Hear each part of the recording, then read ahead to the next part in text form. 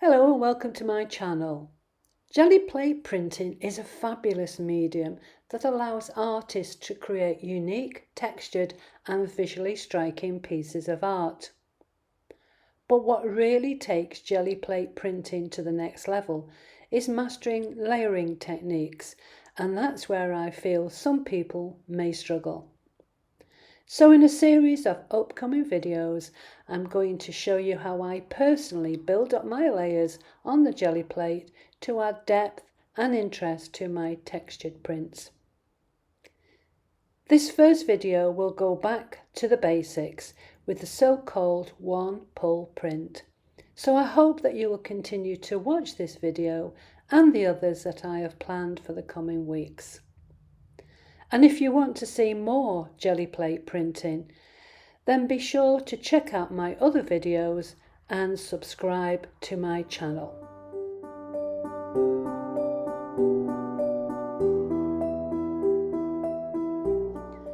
So here's what I use to do the one pull print. There's the brayer, and I managed to go out in the garden. It's winter here at the moment in the UK, and not much vegetation knocking around. It's blowing a gale and raining, so I just ran into the garden and got this fern, so that's going to be the star of the show today. I've got some Amsterdam lamp black acrylic paint, and it's opaque, so you can use any black paint or whatever colour you want, but you need something that's actually opaque. And in this case I'm using the black opaque paint. I've got some papers. This is laser print paper, just copy paper, and here I've got some wet strength tissue paper. So these two types of paper I'm going to use today and demonstrate the difference between what happens when you use a copy paper and a tissue paper. So I think it's time that I got started, and I hope you enjoy the video. Well, the last couple of days I've been out scouring around the countryside where I live, but because I'm in the UK and it's winter and there's not an awful lot of vegetation that I can use for this example with my gelli plate, I was able to find some weeds and ivy and dandelion leaves to use.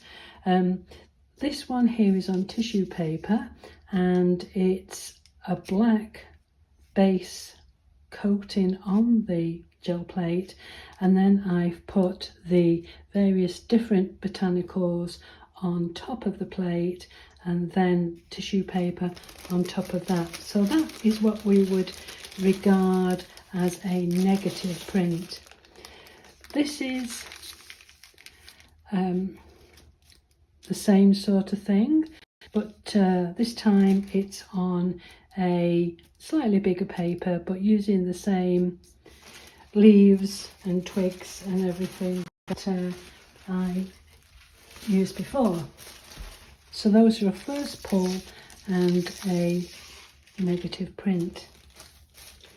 This one here is a ghost print, and it's regarded as being a positive print because now you can see this is a feather I found, some pieces of grasses, and you can see that it looks completely different from this. There's no black background, and you can see more detail in the fern and the grasses and feather that I've used.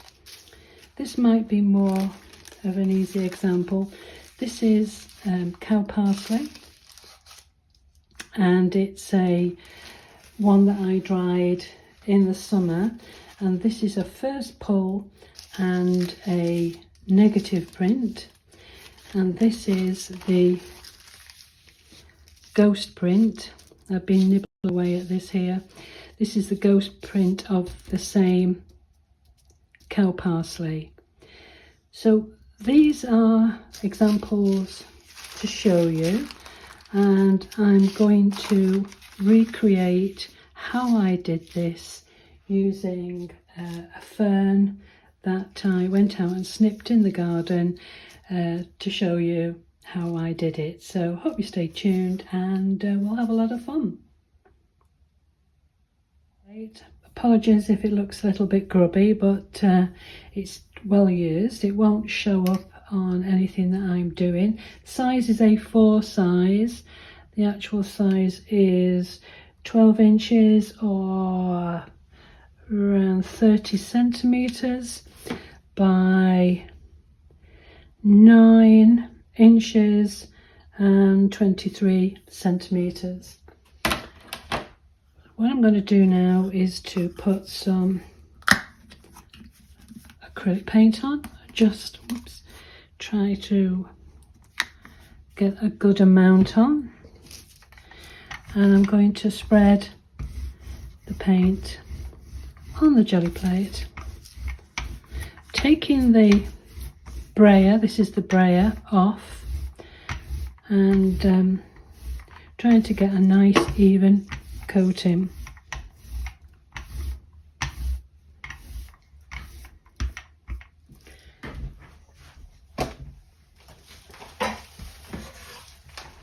Going to brayer this off on this is a magazine I got at Christmas from my local grocery store, which comes in handy for brayering your paint off. So I'm going to lay the fern down onto the plate, trying to make sure that it makes quite a nice pattern. And first of all, I'm going to use the tissue paper.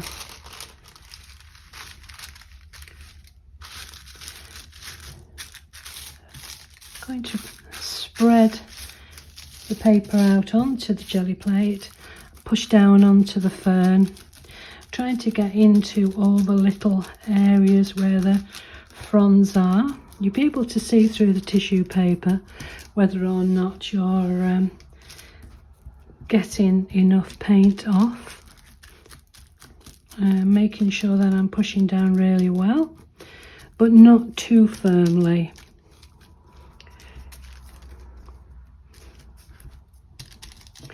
And now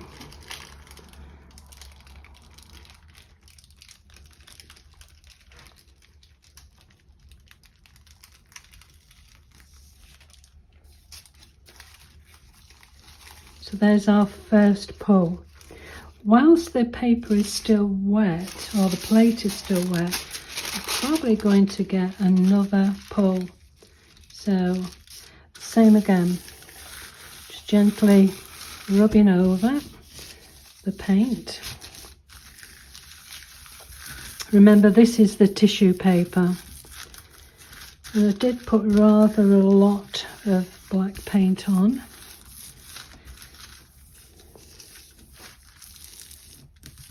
Making sure that I'm going over where the leaves are.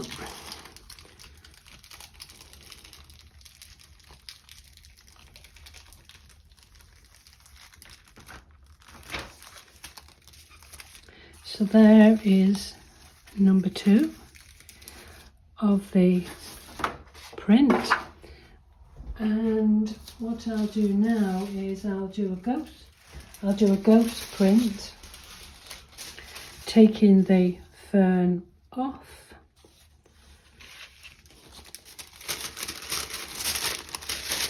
putting another piece of tissue paper on, and again pressing down all over the print, all over the plate, to get a nice even print.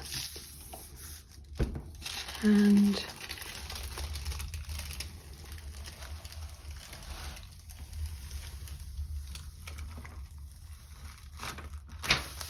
now we have the ghost print.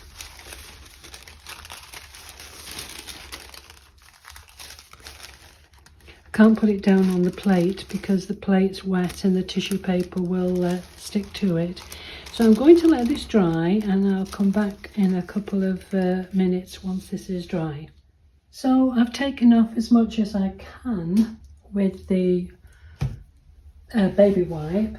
I'm just going to wipe over it to make sure that it's as dry as it can be. As I say, apologies for it looking very, very grubby, but I've been doing a lot of printing on the jelly plate.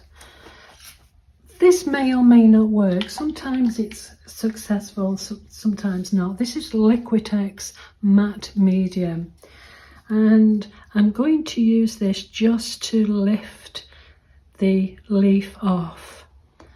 You don't need an awful lot of the matte medium. The leaf should be dry now, so you want a very, very, very thin coating of the matte medium.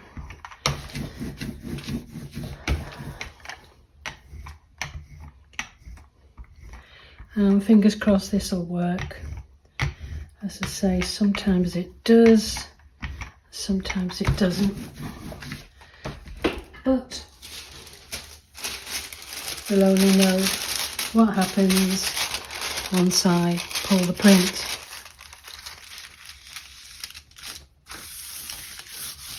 So what I didn't want to do was to put another colour on top of the leaf, because that will be the second video that I'm going to do.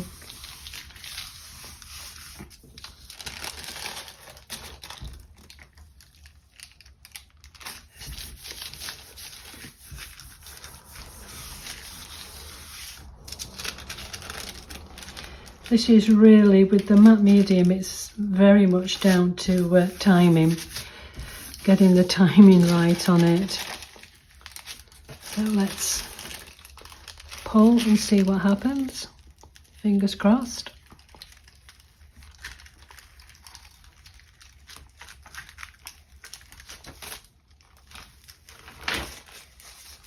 Okay, so there we have. This is the ghost print of the leaf, and here are the other two. This is the negative print. This is the first one that I pulled, where I had the black on first, put the fern on, and then pulled that print. This is the second one. Oh, no, it's not, sorry. This is the second one that I did, because there was still some black paint on the plate. And this is the ghost print, so you can see all the little sort of features on the leaf. But because I could see there was still some residue of paint on the plate, I decided that I would put some matte medium on and pull another print. So there we have 4 different prints from one fern and a little bit of black paint. So these are all on tissue paper. So let's see what happens when I go again and I do the same thing with the laser copier paper. Okay, so off we go again. I put some more black on.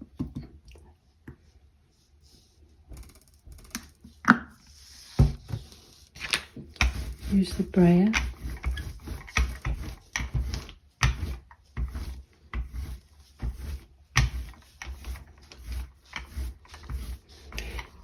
Again, trying to get a nice even spread of the black paint.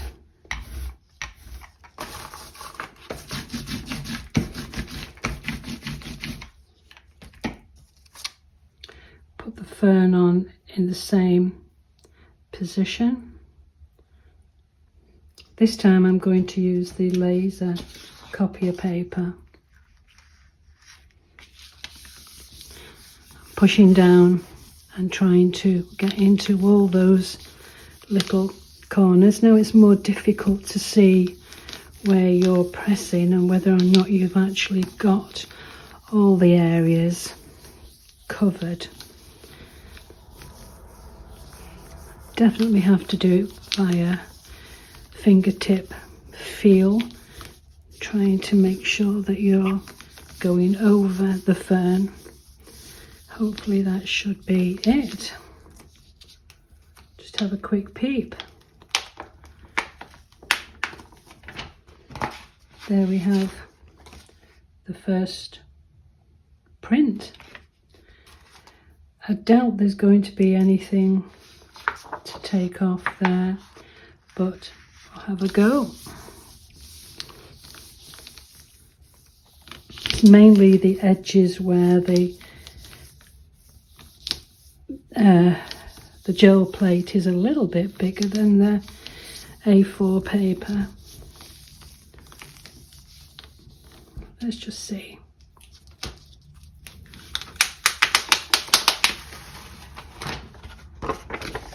No, nothing there really. So put that to one side, take the fern off, get my paper quickly.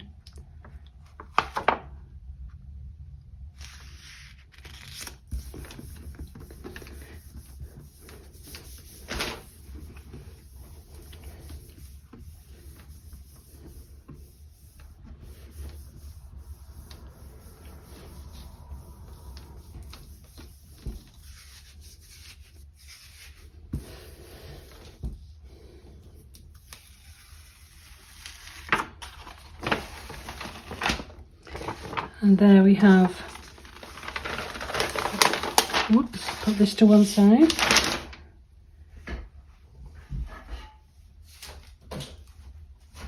So there we have the fern. This is the ghost print, and this is the fern, the first pull, the negative we would call it, I think. So here's the negative on laser copier paper, and this is the ghost print on the same laser copier paper. So let's just compare all of the pulls that I've just done. So here we are comparing what I've just done. This was the first pull, tissue paper and the laser print paper. With this one you see a little bit more of the fronds of the fern, just more of an outline of the fern here. So that's those two comparison. Because I put too much black paint on, I was able to do a second pull from the original one with the tissue paper, and that one's come out quite nicely. This was the attempted pull with the copier paper, and as you can see it's not fared so well. Here is the ghost print from the tissue paper. It's a little bit sort of not very well defined, and this is the one on the copier paper, and you can see all the little sort of leaves coming off the fronds and the veins on the fern. And this is the ghost print on laser print paper. This is the ghost print on the tissue paper, but if you remember what I did, I used the Liquitex matte medium to pull this off. So with this one here, with the copier paper, there's two results. These two here, and with the tissue paper, with the same amount, about the same amount of paint, we have 4 pulls. So I hope that gives you an idea of what the difference is between the negative first pull, using one layer of paint and putting something, a stencil, or in this case this is a fern, on top of this is black paint, and pulling the print, and then getting a ghost print, which is this one here, which is the positive print, and 2 examples of that. So I hope that explains the difference between a single pull of a positive and a negative, or a ghost print. So I hope you found that helpful, and the next video I'm going to do is I'm going to do 2 layers. So that will be a base layer, and then we'll put either some botanicals on top, which at the moment is a little bit difficult because, as I said, it is winter here in the UK, and there's not very much vegetation out there that I can use. So it might be I'm going to resort to stencils. So that will be the next video, and I hope that you will join me for that exciting chapter on how we're going to move forward using our jelly plates. So thanks for watching, and see you soon.